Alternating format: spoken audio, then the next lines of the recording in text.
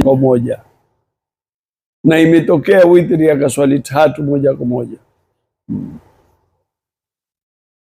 Swali witri na imamu wa tarawih na hata kuinuka usiku swali mwilini amele witri shafunga. Mtu ataka kuswali witri kwenye tarawih, imamu wake ni yule yule imamu wa tarawih. Imamu ya tarawih uswali 3. Sasa ataswali vipi? Ziko ana meswali tarawih witri, sasa usiku atakuswali qiyamul layl, aweza kuswali qiyamul layl ama ile witri shafunga?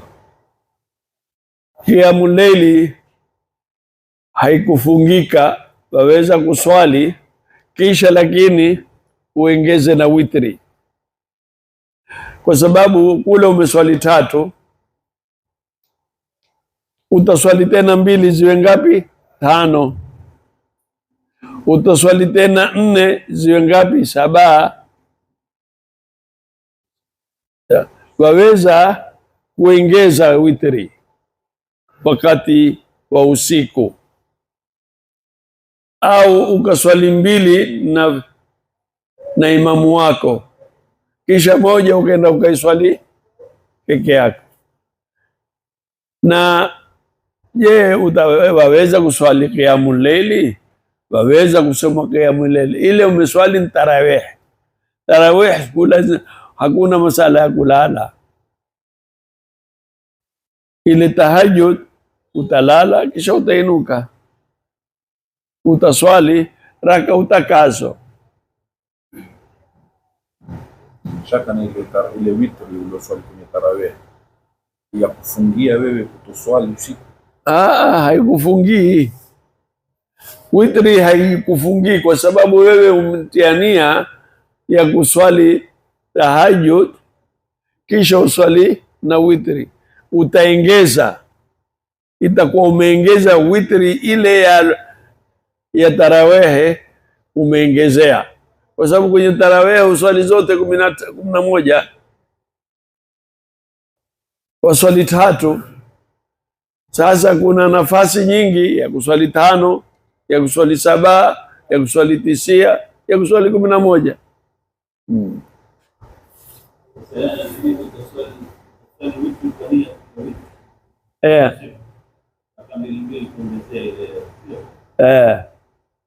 Kwa nia ya witri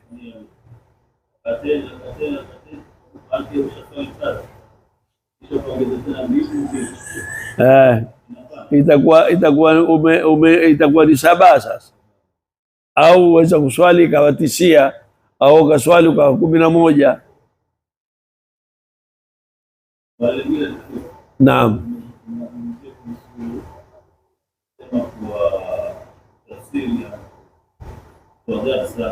Naam.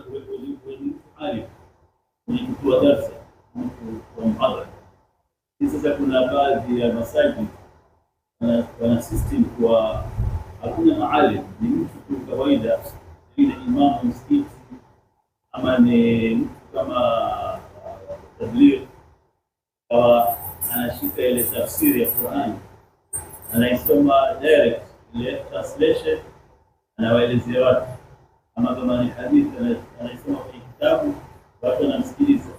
Sasa hukumu yake ni makosa, kwa kuwa aweza kuteleza, Sasa ikiwa hakuna mtu aliyoko ni yeye, patakuwa hapekani choni, basi itakuwa ni hivyo hivyo.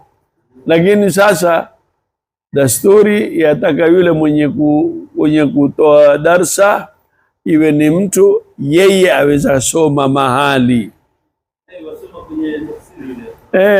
Tafsiri ameweza kuitoa ya Kiswahili akaisoma ile, si tafsiri.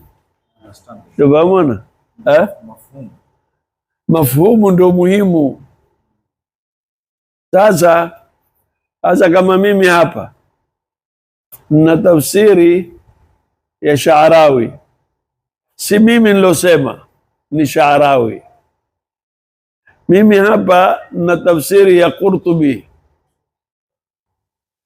mimi hapa na tafsiri ya Jalalaini. Kwa hivyo mimi nitapitia tafsiri 3 4, kisha niseme yale alosema mufassir. Tofauti yangu mimi ni kwa kuwa amesema kwa Kiarabu, mimi na tafsiri kwa Kiswahili. Si kwamba haya ni yangu. Na kila mufassir awe atakaokuwa, lazima ataangukia kwenye mufassir mwingine mwenye kuieleza ile Qur'ani. Kama mufassir mashhuri aliyoko ni Jalaluddin, tunaitwa Jalalain. Ile ndio tafsiri hakika, neno kwa neno. Kisha kuna na tafsiri nyingi, kuna Fakhrur Razi, kuna Khazin, kuna Tabari, kuna Qurtubi, kuna Ibn Ashur. Hao wote ni bahari na wapatikana, na siku hizi ni rahisi sana. Zamani ilikuwa taabu pata wewe, utapata tafsiri 1 2. Sasa hii kidude hiki kina tafsiri 100, mufassiri 100. Kwenye simu ndogo tu utapata mufassirina karibu 50 au 100 au 1000. Kazi imekuwa rahisi. Lakini sasa ikiwa wewe hujui isipokuwa lugha ya Kiswahili tu, hapo ndo taabu. Kwa sababu wewe utajua maana, utajua tafsiri. Kwa sababu lugha ya Kiarabu haitafsiriki kwa Kiswahili. Kama sasa hivi nimeeleza, fala tu'jibka amwaluhum. Kuna na aya nyingine, wala tu'jibka amwaluhum, utaitafsiri vile vile, ambao ni vitu tofauti. Tofauti ni wala na fala. Tofauti ni khashyata imlaqin na nyingine ni imlaqin. Sasa mpaka uwe wewe umebobea uweza kufahamu lugha ya Kiarabu, akakueleza mufassir kwa nini hapa Mungu asema wala taktulu arwadakum min imlaqin. Utajua hapa Mwenyezi Mungu azungumza na wale watu ambao kwamba matoni mwao ni ufakiri, waogopa kwa sababu ya ufakiri. Mwenyezi Mungu asema nahnu narzuqukum, akujibu wewe mwenye kufikiria hivyo, nahnu narzuqukum wa iyahum, mimi nitakuruzuku wewe na hao utakaokuwaeta na hao watoto. Kuna na wengine ni khashyatu imlaq, aogopa tu ufakiri, yeye hana si fakiri, ana yuko sawa sawa, lakini itakuwaje mimi na timu ya mpira hapa nyumbani, itakuwa bala hizi. Mungu akwambia, mwambia yule mwenye kuogopea hilo, nahnu narzuquhum, tawaruzuku wale watakaokuja, wa iyyakum, na nyinyi. Kwa hivyo ni balagha. Qur'ani kuna elimu ya balagha, kuna elimu ya nahau, kuna elimu ya fiqhi, kuna elimu ya tarikhi, kuna na nasikh, kuna na mansukhi. Ni elimu kubwa bahari. Si kwamba ni yoyote ukaitukulia Qur'ani ukaifanya nasoma kwa wanafunzi wao. Katika wao mmoja wao akawa angalia anajitayarisha kwa darasa fulani, akaenda kufanya research yake, akatayarisha, afanya research yake na ajua kufanya research, sio ndio yani wanafanya anazo ulumi al-Qur'ani. Ikiwa anayo ulumi al-Qur'ani, ahlan wa sahlan, wanda. Lakini ikiwa mpaka awe na ulumi al-Qur'ani, na ulumi al-Qur'ani zataka kusomwa na uzisomi kwa kufungua Wikipedia na kumkua Sheikh Google. Manake Sheikh Google yeye amekuwa fed na information, manake ni garbage in garbage out. Utakapoipa vile yeye itatoa tu. Sasa ikiwa yeye ategemea Google, AI, zote hizo ni moja, ni lugha moja tu. Wewe mwenyewe wajua, kwa sababu itakupa mwingine sio. Sasa utaweza kutambua vipi?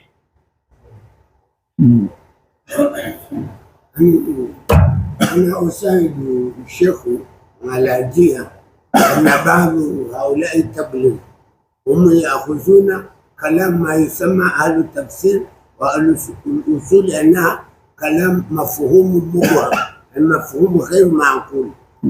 بلغوا عني ولو آية، ولكن ما عندهم معلومات. بلغوا عني ولو آية ni hadithi kweli ya Mtume.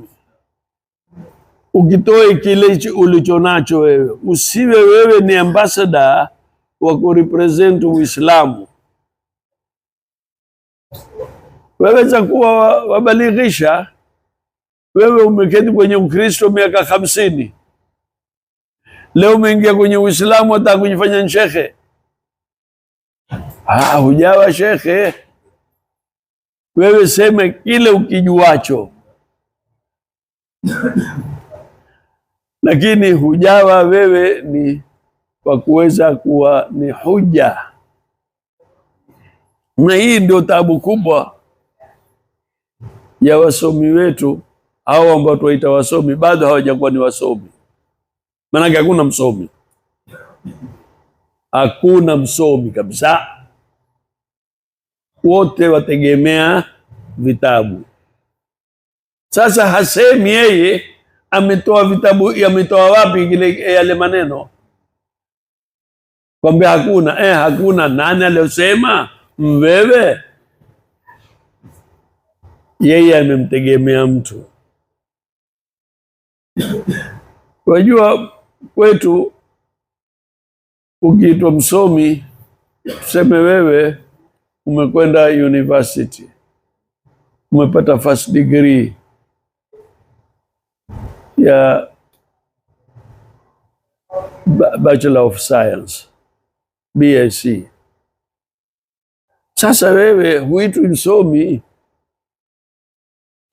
huitwi scientist. Wewe umpata degree ya kwanza ndio anza kujua wewe. Nenda katukwe postgraduate, nenda katukwe PhD. Sasa pale utakuwa ndio msomi. Sasa watu wenda wakasoma pengine Madina miaka 4, akisha kutoka ashakuwa mwanachuoni mkubwa, kwa sababu ni first degree alionayo. Amejua kufungua vitabu na kuangalia maoni ya watu wengine, yale ambao kwamba yeye ataka hasemi hapa bwana, huyu mufasiri huyu amesema hivi na huyu amesema hivi, ili watu usigonganishe watu. Wewe utakwambia hakuna mvipi? Watu miaka 100 wafanya hivi, walipata vipi wale watu? Si waliambiwa? Basi waambie kwamba vile wale walotoa ile wametoa mahali kadhaa, mimi nimetoa mahali kadhaa, na mimi nataka pale mahali kadhaa. lakini hakuna sema hivyo, hakuna sema hivyo, kwa sababu wakisema watapimwa wale yale maneno waliotoa. Wewe umetoa kwa mwanachuoni gani? Utasema mimi ninatoa kwa Muhammad Abdul Wahhab. Muhammad Abdul Wahhab miaka 100 iliyopita. Mimi nitakwambia mimi nimetoa kwa Suyuti miaka 800 iliyopita. Mimi nitakwambia nimetoa kwa Nawawi, huyo aliyomsomesha Ibn Taymiyyah, mimi nimetoa kwake. Sasa watu watafedheheka, lakini maneno haya na ushindani, maneno ya waziwazi. Vitabu vyetu ni vimoja, Qurani yetu ni moja, vitabu vyetu vya hadithi ni vimoja, ni tafsiri riwaya kutoka kwa wanazuoni ndio yaletao zogolote hili. kama yule alisema kwa kifaa kinatokana bahari, waona kwa aliona hadithi wa hapa wale walisoma.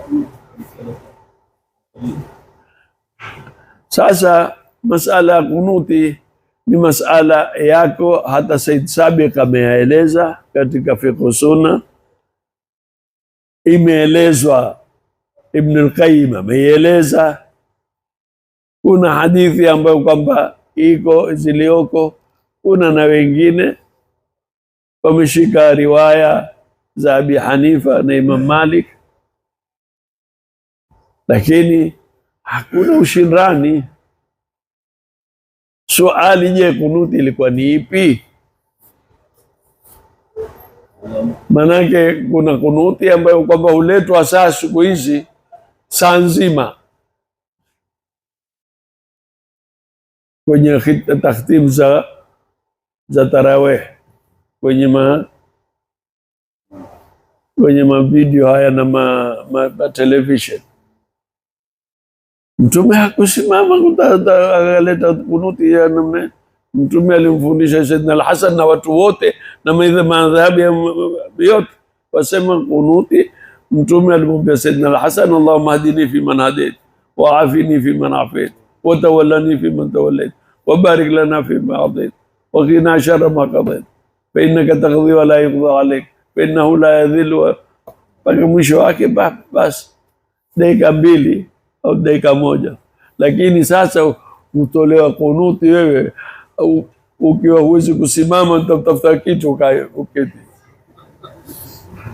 Hakuna kunuti ile. Wanazuoni wengine sema yabatilisha swala, kwa sababu ile itidali yataka mtu alete kunuti, lakini sikupitisha saa nzima wewe usimama. Sio kunuti alileta Mtume. Madhhabi yote